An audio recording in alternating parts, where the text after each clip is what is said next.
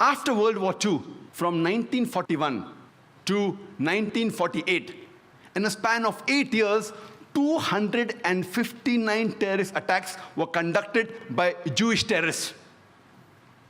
By many organizations, Ignun, Stern Gang, Haganah, and we know of the famous bombing of King David Hotel, which took place on the 22nd of July, 1946. They were conducted by Ignun, under the leadership of Menachem Begin, in which 91 innocent people were killed, out of which 28 were British, 41 were Arabs, 17 Jews, and 5 others.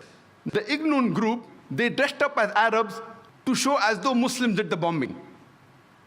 And the person responsible was Menachem Begin. And it was the biggest terrorist attack against the history of British Mandate, in which 91 people were killed. And at that time, Menachem Begin, he was called as terrorist number 1 by the British government. Later on, after a few years, he becomes the Prime Minister of Israel. And later on, after a few years, he gets the Nobel Prize for Peace. Imagine, a person who has killed hundreds and thousands of innocent human beings becomes the Prime Minister of Israel and later on gets the Nobel Prize for Peace.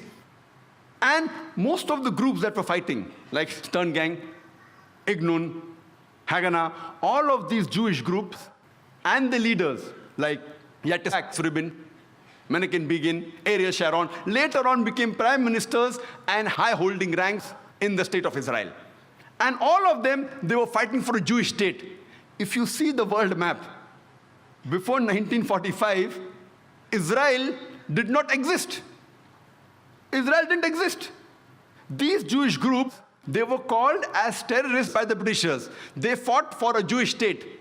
Later on, with power, they grabbed the land and they kicked the Palestinians out. And now these same people are calling the same Palestinians who are fighting for a more just cause, for getting the land back. And they are labeled today as terrorists by the Israelis. Imagine, Hitler incinerated 6 million Jews. He kicks the Jewish community out.